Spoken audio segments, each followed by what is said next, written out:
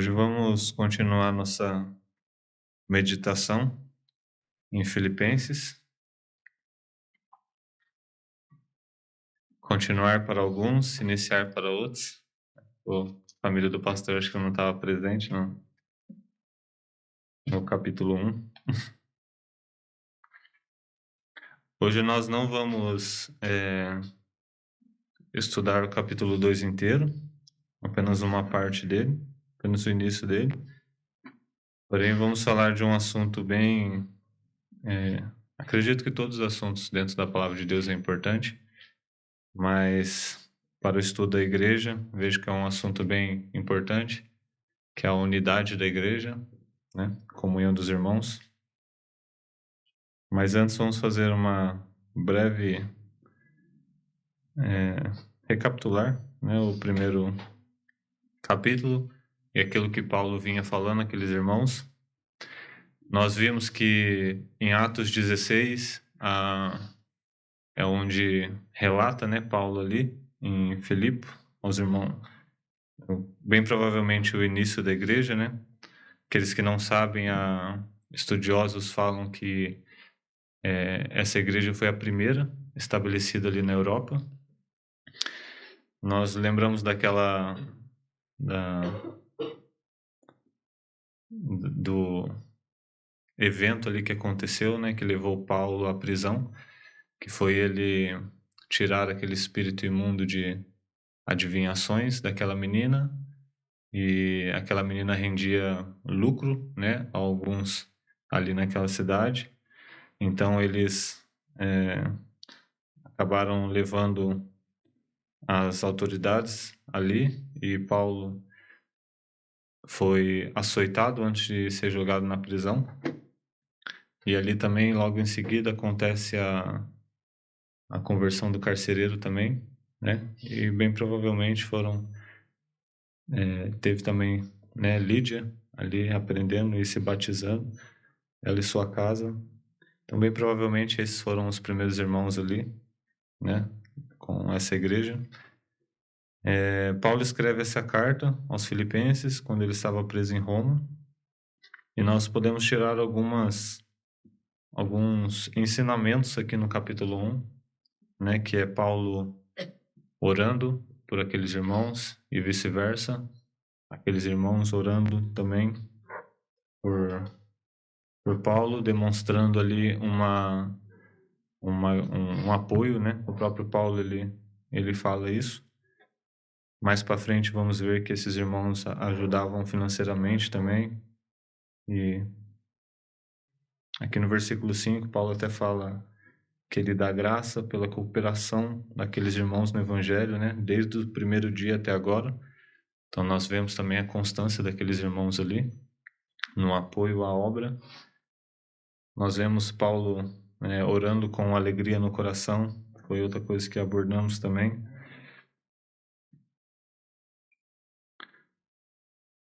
Nós vimos também, né, naquele estudo, o que temos colocado em prioridade em nossa vida. Vimos também que sofrer ali, para Paulo, ele trata como uma graça dada por Deus, a oportunidade de estar ali preso e podendo levar o evangelho a alguns que exclusivamente ele conseguiria levar somente dessa forma, que era a guarda pretoriana, que ele cita aqui no versículo 13. Ele fala sobre alguns também que pregavam o evangelho com o intuito errado, mas que o que importava era que a palavra estava sendo, né, não irmãos, mas outros, mas o que importava era que o evangelho estava sendo propagado. Nós vimos também o sentimento de Paulo em relação ao sofrimento dele, né, e em relação ao morrer, que é um versículo bem conhecido, que é o versículo 21, porque para mim o viver é Cristo e o morrer é ganho. Não como se o viver é Cristo fosse algo contrário do morrer é ganho, né? Ali o viver Cristo também era um ganho para ele, porém um pouquinho mais para frente aqui ele vai falar que estar com Cristo é ainda melhor do que isso, né? E esse tem que ser o nosso desejo também.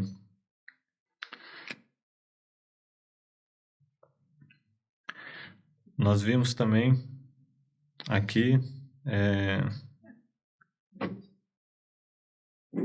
ele entrando aqui a partir do versículo 27, encorajando aqueles irmãos, né, a estarem se mantendo firmes acerca do Evangelho. E logo aqui, nesse finalzinho do capítulo 1, a gente já vê ele introduzindo essa questão da união daqueles irmãos, né?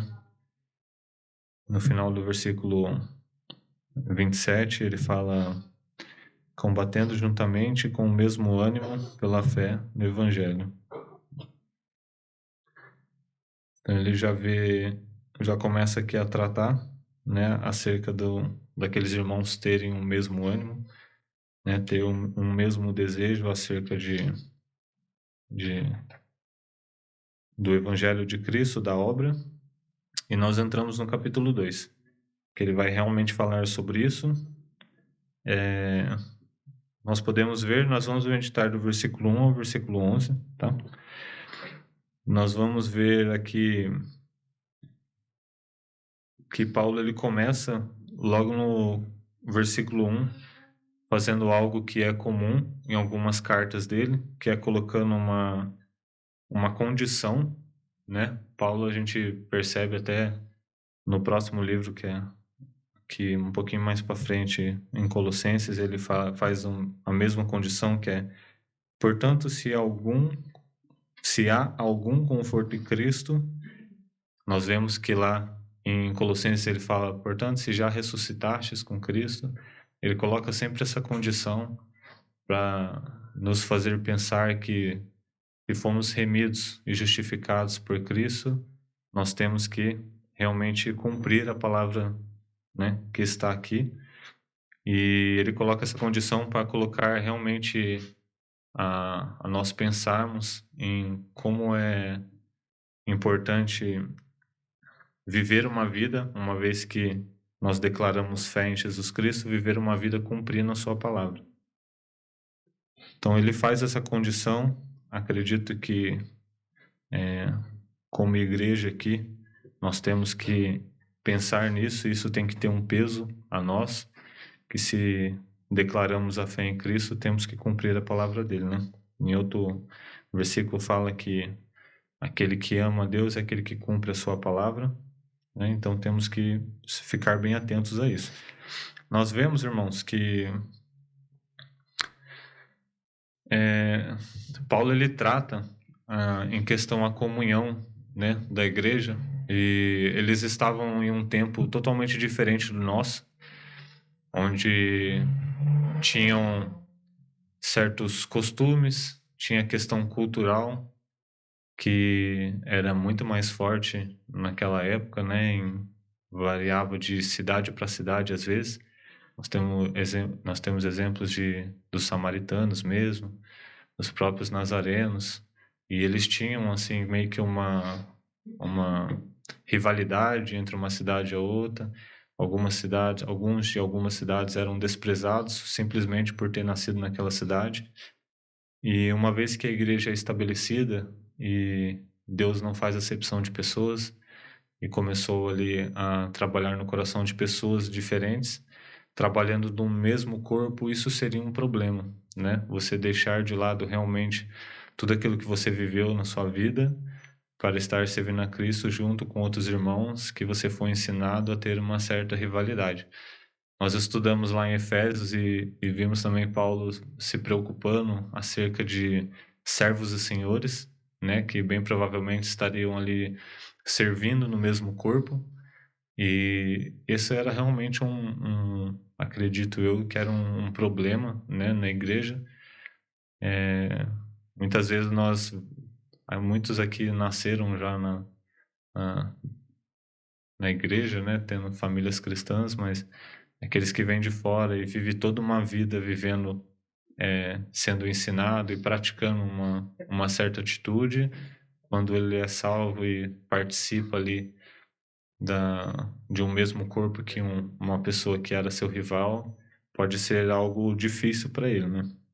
difícil a lidar com isso. Nós vemos também em Efésios Paulo lidando entre a dificuldade entre judeus e gentios também, né?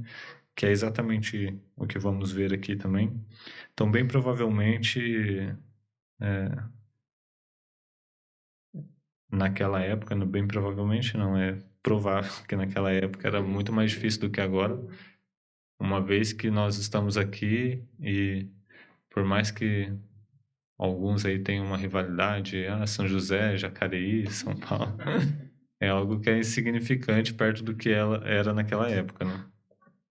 Nós temos aqui uma facilidade, né? Pelo menos deveria ser uma facilidade cumprir, né, esses mandamentos de Deus aqui, uma vez que nós não passamos por esses problemas, né, como era naquela época, ali no início da igreja, né? Mas, como somos falhos e pecadores, mesmo assim, nós enxergamos certas atitudes, né, dentro do corpo de Cristo, que vão de contrário à palavra aqui, e precisamos ser bem atentos a isso, para não deixar isso adentrar a nossa igreja, né? Eu vou pedir para algum irmão ler o versículo 1 e o versículo 2, por favor. Portanto, se há algum conforto em Cristo, se há alguma consolação de amor, se há alguma comunhão no Espírito, e se alguns entranháveis afetos e compaixões, completai o meu gozo, para que tentai o mesmo, tendo o mesmo amor, o mesmo ânimo, sentindo uma mesma coisa. Irmãos, aqui nesse início nós vemos e entendemos, né? E isso vai ficar mais claro no decorrer do nosso estudo, da nossa meditação aqui, e também em outras partes da palavra de Deus, que é agradável a Deus que a sua igreja viva em comunhão, né? É agradável a Deus que o corpo seja algo de realmente verdadeira união, né? Nós vemos que o desejo de Paulo ali era que aquela igreja sentisse o ânimo e o amor numa mesma frequência, né? Não tendo ali diferença entre um irmão mais fraco, um irmão que talvez por egoísmo ou por falta de humildade deixasse isso interferir no corpo. Nós entendemos que o corpo, cada parte dele, seja você um irmão que trabalha muito ou um irmão que está em oração por aqueles que trabalham muito, você tem a sua importância, e nós vemos que, seguindo o exemplo de Cristo, né, mais para frente vamos ver isso também, precisamos ser humildes a entender isso, né? Uns vão realmente servir mais que os outros em cada função, em cada chamado e dom que Deus dá para cada um, mas precisamos entender que um corpo ele trabalha junto, unido, e precisa estar numa mesma frequência, né? Nós como corpo de Cristo, nós precisamos estar numa mesma frequência. E se não estiver, nós precisamos ter a humildade de ajudar aquele irmão que às vezes está se mostrando um pouco mais fraco em relação a isso, né? E aí é que eu anotei aqui uma frase que precisa estar presente em nossa mente, que é: se preocupe com o seu irmão. Muitas vezes, e nós vimos aí nas igrejas afora, e o próprio mundo prega isso, que o seu bem-estar, a sua vida tem que estar acima de qualquer coisa, né? Você primeiro e depois o outro. É sempre assim. E nós vimos que a palavra de Deus ela fala ao contrário disso, né? O próprio exemplo de Cristo que nos deixa, nós podemos ver na sua vida e no seu ministério que Cristo serviu muito mais do que foi servido, né? Ele próprio fala que ele veio a servir e não para ser servido. E precisamos seguir esse exemplo. Então, se preocupe com o seu irmão. Como corpo, nós precisamos colocar o nosso irmão sempre acima de nós, né? Isso é difícil, uma vez que, como eu disse aos irmãos, o mundo ele prega totalmente ao contrário disso. O mundo ele prega o egoísmo em várias vertentes, de várias maneiras, onde você precisa se preocupar com você primeiro e depois se preocupar com o seu irmão. Mas nós vemos que o povo de Deus tem que agir de contrário a isso, né? Uma coisa que pode acontecer, irmãos, pode acontecer, mas não deve acontecer. E se acontece com algum dos irmãos, nós precisamos rever isso. Surgir uma certa raiva, né? Não sei se raiva é a palavra mais correta para isso, mas daqueles irmãos que estão com uma frequência maior, né? Mais, vamos dizer assim, mais íntimos de Deus ali, ter raiva daquele irmão que às vezes não está na mesma frequência, está fraco, né?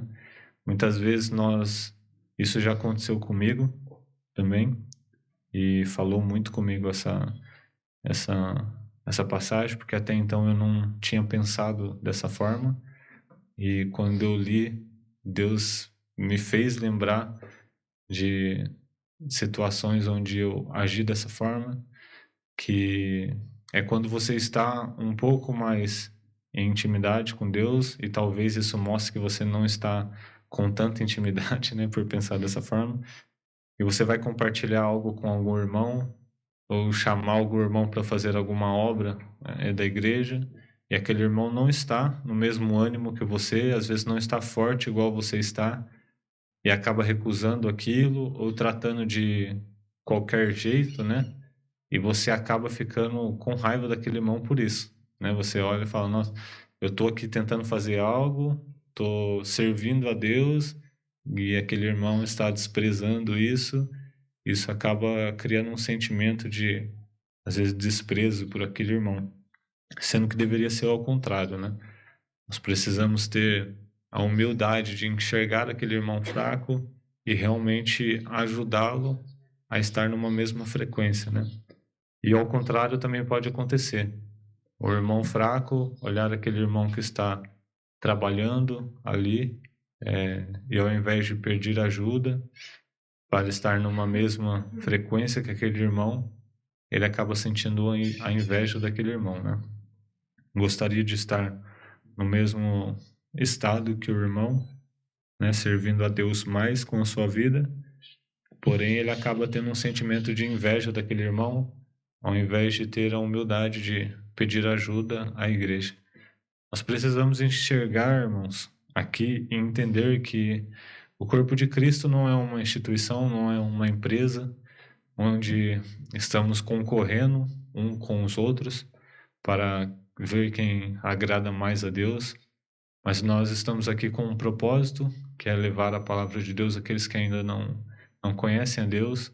Nós estamos com um propósito de servir a Deus como igreja, como corpo, e nós precisamos ter a humildade de entender que o nosso irmão é realmente o nosso irmão em Cristo, não é um adversário, né?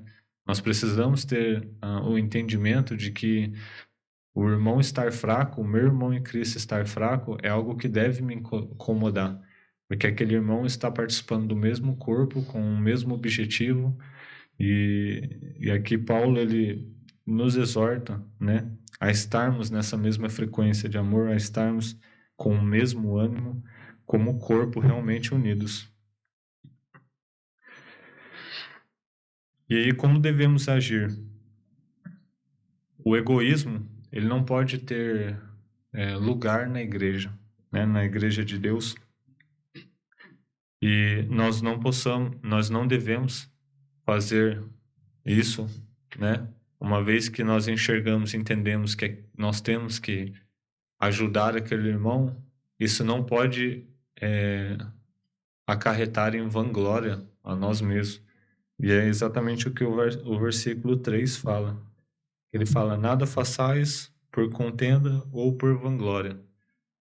É algo que também é muito difícil. O orgulho, o egoísmo, o egocentrismo é algo que cada dia mais vem crescendo, né, no mundo afora, e é algo que está na nossa natureza pecaminosa. Então temos que ter muito cuidado com isso, para não fazermos por vanglória, mas fazermos por amor a Deus e amor àquele irmão que faz parte do mesmo corpo que você, né? E mesmo que faça parte de um outro corpo, ele ainda assim é o seu irmão em Cristo, e você precisa também ajudá-lo, né, a servir na mesma frequência no corpo que ele participa, né, numa outra igreja, e não fazer isso por vanglória. E no decorrer do versículo, ele fala, né, como deve ser feito, que é por humildade. Assim que ele fala que é por humildade, ele acaba explicando uma das vertentes da humildade, né? A humildade, ela tem uma extensão ali de onde você pode julgar várias atitudes, né, sendo como humildade. Mas Paulo, ele dá um exemplo aqui que é realmente o que falamos agora há pouco, que ele fala assim: cada um considere os outros superiores a si mesmo. Nós vimos no exemplo de Cristo que é realmente isso que Cristo fez, né? E precisa ser refletido na tua igreja, uma vez que nos chamamos de cristãos. Então precisamos realmente colocar em prática isso, né? Que é seguir o exemplo de Cristo, em que Cristo foi um exemplo de humildade e colocou ali outros, né, acima dele, servindo a outros, onde, se nós formos analisarmos, Cristo era digno de ser servido por qualquer um que já viveu nessa terra, uma vez que ele é Deus, que ele é perfeito em tudo que ele fez. Mas nós devemos seguir esse exemplo e sermos humildes. A humildade tem que estar presente na igreja sempre, em tudo que formos fazermos. E somente com a humildade a gente vai conseguir deixar o egoísmo de lado e colocar aqueles irmãos, todos os irmãos, acima de nós. Muitas vezes nós pensamos que um irmão fraco, o papel de ajudá-lo é somente do pastor. Nós entendemos que o pastor, ele serve mais do que os outros irmãos, né? Uma vez que ele é chamado a isso e tem algumas funções dentro da igreja. Mas não é só função do pastor, tá, irmãos? Nós vemos um irmão fraco, um irmão que está com certas dificuldades. É dever, sim, da igreja buscar ajudar esse irmão, buscar colocar a importância da vida desse irmão acima da nossa própria vida, dos nossos afazeres. E isso precisa e deve surgir de 100% de humildade, de cumprir a palavra de Deus e termos a humildade de entender que aquele irmão é mais importante que o nosso próprio ego, né?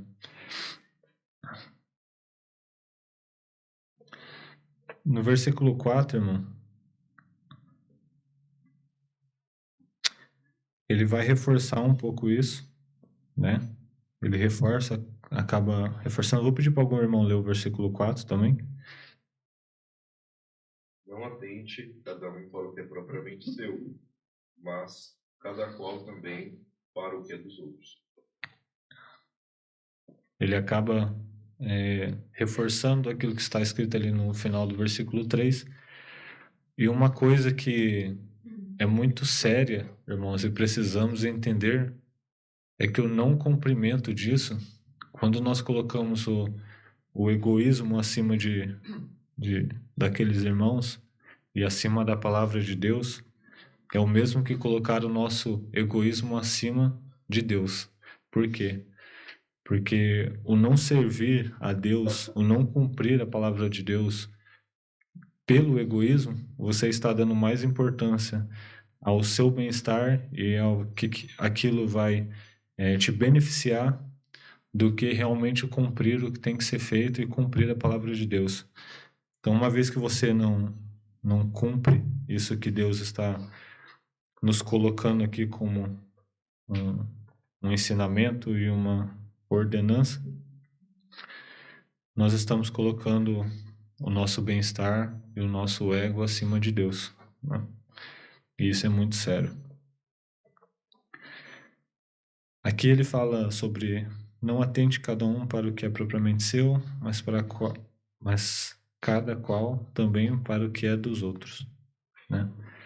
Nós temos que entender também que o irmão fraco, ele muitas vezes ele vai esconder, né, a sua fraqueza da igreja, ele vai agir. Eu falo isso porque eu mesmo já fiz isso, né, e acredito que não seja algo particular, né, meu, mas muitas vezes nós não queremos mostrar que estamos fracos ou acabamos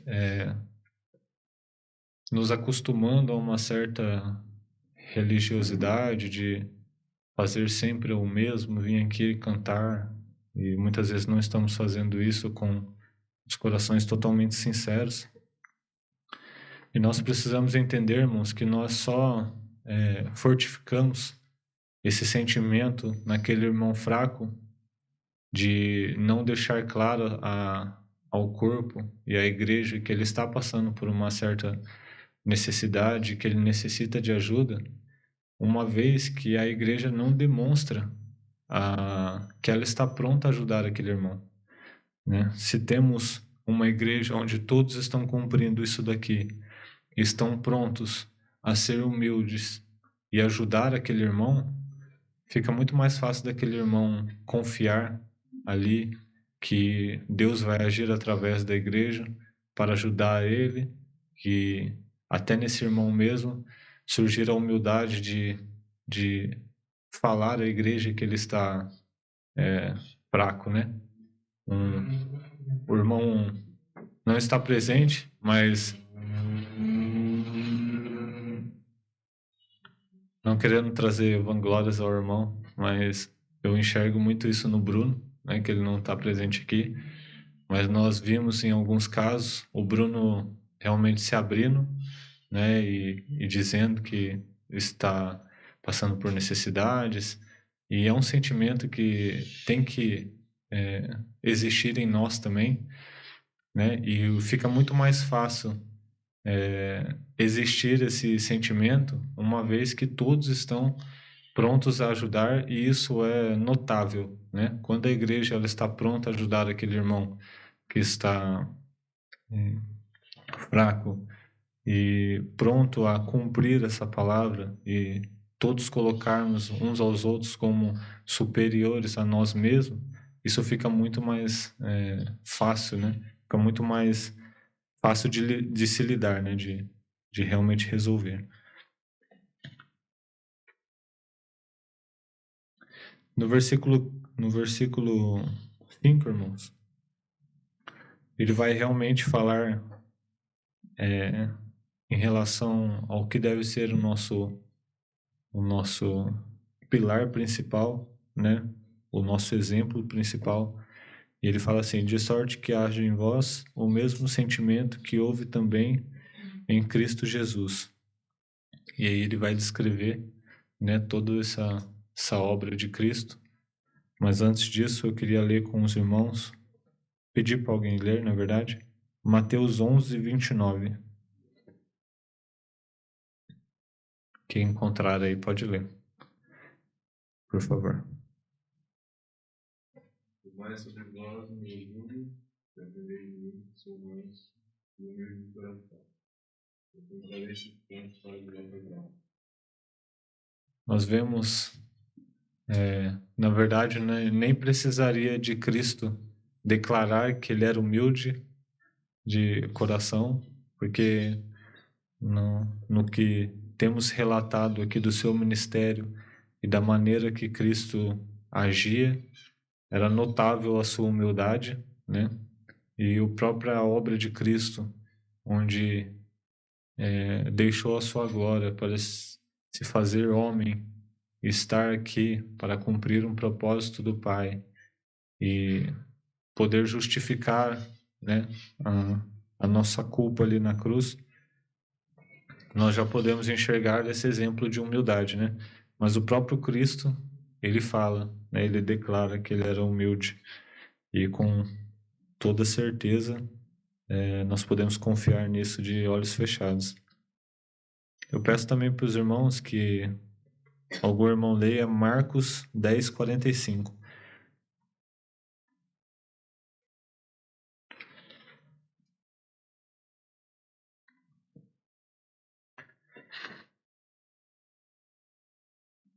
Porque o Filho do Homem também não veio para ser servido, mas para servir e dar a sua vida em resgate do mundo. Nós vemos aí aquilo que realmente nós estamos enxergando aqui e que Paulo está querendo passar àqueles irmãos, que é servir antes de ser servido, né? Sempre servir. Nós estamos aqui para servir uns aos outros. E é engraçado pensar que dentro de um corpo, né, dentro da igreja, nós só vamos ser servidos se a igreja estiver numa mesma, agindo em união e cumprindo realmente essa palavra. Quando todos dentro de um corpo estão com o intuito de servir uns aos outros, automaticamente você vai ser servido naquilo que for a sua dificuldade ou a sua fraqueza. Deus vai usar um outro irmão a te servir para que você possa realmente se fortalecer e servir a outro irmão da mesma forma. Então, que possamos enxergar nesse ensinamento, irmãos, a importância de servirmos uns aos outros com humildade, sempre com a mente fixada que estamos servindo a Deus antes de estar servindo aquele irmão. Muitas vezes nós colocamos os nossos sentimentos carnais em relação a uma certa pessoa dentro do corpo acima do nosso dever de servir a Deus, né? E nós enxergamos ali, principalmente em Efésios, ele vai citar sobre algumas relações sociais, sobre o marido e a mulher, sobre o servo e o senhor. E o grande ensinamento ali é que você está servindo a Deus, servindo aquela pessoa. Isso não tem que basear a sua servidão, aquela pessoa não tem que se basear na pessoa em si, porque somos todos pecadores, somos todos falhos. E se fosse para ser dessa forma, realmente seria impossível, né? Mas temos que servir uns aos outros com a mente totalmente certa de que estamos servindo a Deus antes de qualquer coisa. Eu vou pedir para algum irmão ler do versículo 5 ao versículo 11. Eu não vou me estender muito mais. Eu só vou tirar alguns pontos, né? Na verdade, são 7 pontos que eu tirei aqui desses versículos. E logo após estaremos encerrando essa meditação. Então, o irmão pode ler, por favor?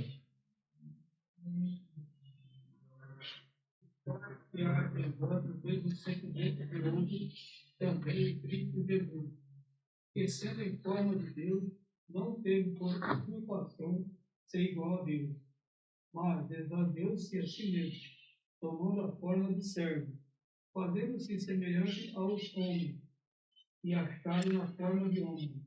Humilhou-se a si mesmo, sendo obediente até a morte, e morte de cruz. Por isso também Deus o exaltou soberanamente, e lhe deu o nome que é sobre todo nome, para que ao nome de Jesus se dobre todos os joelhos, os que estão nos céus e na terra, e debaixo da terra, e toda língua confesse que Jesus Cristo é o Senhor, para a glória de Deus Pai. Amém. Os pontos foram os seguintes, irmãos. É claro que tem muito mais ensinamento dentro desses versículos, né? Mas eu pude separar alguns aqui para os irmãos. O primeiro, Cristo sempre existiu com Deus, né? Essa é uma verdade que muitos tentam contestar, mas nós temos plena certeza de que Cristo, vendo até na sua própria palavra, ali em João, ele sempre existiu e estava sempre com Deus. E porque isso já vem o ponto 2, reforçando isso, né? Cristo é igual a Deus porque ele é Deus, né? Nós sabemos que Cristo sempre existiu porque Deus é eterno e Cristo é Deus, né? Ponto 3. Embora Cristo ser Deus, tornou-se homem para cumprir o plano do Pai. Nós vemos Cristo servindo, né? Ele tomou a forma de homem ali. Ele fala no versículo 8, exatamente. Mas não, peraí. Era o 7, irmão. Tomando a forma de servo, né? Cristo sendo Deus, ele tornou a forma de servo ali para realmente cumprir o plano do Pai ali e cumprir o sacrifício que era necessário ali na cruz, né? Ponto 4. Cristo não era apenas semelhante ao homem, ele verdadeiramente se tornou homem sem deixar de ser Deus. Nós temos muitas vertentes desses pensamentos, né? Onde uns falam que Cristo ele era somente 100% Deus aqui na Terra, não acreditam na humanidade de Cristo, que ele era somente semelhante a Deus. Uns dizem que ele deixou de ser Deus para ser homem. E aí nós entendemos, estudando a palavra, que ele era 100% Deus e 100% homem, como estudamos aqui no domingo passado. Então ele não fez somente ele não se fez somente semelhante ao homem, mas ele realmente se tornou homem, né? Tendo as mesmas, foi tentado como homem ali no deserto também, e padeceu, né? Sendo homem, sendo também 100% Deus, ali na cruz, com um propósito. 5. Cristo morreu na cruz para remir nossos pecados como sacrifício perfeito a Deus. Somente Cristo poderia satisfazer a justiça de Deus ali na cruz, e ele realmente, né, uma vez que é para a igreja, aqui nós temos a plena certeza de que Cristo realmente cumpriu isso lá na cruz. Isso não é só uma história, mas foi um fato realmente. E hoje só podemos ter essa comunhão com o Pai porque Cristo cumpriu esse sacrifício, né? Perfeito a Deus. 6. Deus glorificou a Jesus por sua obediência. Nós vemos que Cristo foi obediente ali no versículo 8. Humilhou-se a si mesmo, sendo obediente até a morte e morte de cruz. Então nós vemos a obediência de Cristo ali ao plano de Deus. E o último, Deus levou a Cristo à sua posição original, à sua destra, né?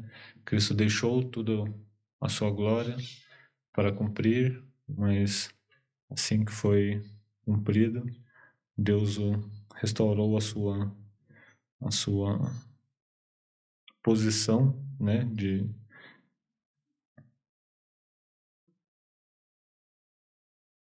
ali que a sua posição inicial, e aqui no versículo 9 fala que Deus o exaltou soberanamente, ele deu um nome que é sobre todo nome, né? E nós vemos aqui um último ponto, e que é um prazer para o cristão ouvir isso, de que, irmãos, hoje ainda temos pessoas que não confessam a Cristo, morrem sem realmente entender quem é Cristo e ignorar tudo isso, mas um dia todos vão confessar que Cristo é Senhor, todo joelho se dobrará, ele fala aqui, todos vão realmente poder enxergar essa glória, enxergar que Cristo é o Senhor, e infelizmente para alguns vão ser tarde demais, né?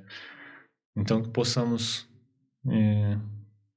ser humildes, né, para estarmos lidando com esses problemas que acontecem dentro do corpo, que possamos realmente demonstrar amor uns pelos outros, demonstrar importância uns pelos outros, não deixar que sentimentos humanos atrapalhem você de conversar com o irmão, você entender o que aquele irmão está passando, não pensar que isso é papel do pastor e deixar que o pastor resolva isso. É perceptível como até irmãos já chegaram em mim em certo momento e falaram que perceberam que eu estava fraco, né? E acredito que isso seja perceptível e normal, uma vez que você faz parte do mesmo corpo. Então não deixe que outros sentimentos o levem a não cumprir esse ensinamento que Paulo está nos deixando aqui, e realmente vá até seu irmão, ore por ele principalmente, ore pela igreja, por aqueles que não querem externar isso. E se você é o irmão fraco, não tenha vergonha disso, né? Nós temos que entender que nós não estamos aqui pelo outro para ser... Se você é um crente verdadeiro, né? Que Paulo já coloca no começo aqui como condição. Nós não estamos aqui para fazer um papel de crente, um papel de que você é uma pessoa boa, um papel de que você está servindo a Deus. Se o seu intuito é realmente servir a Deus, você precisa ser humilde a declarar à igreja que você está fraco, a declarar a um irmão que você está fraco, pedir oração, pedir ajuda.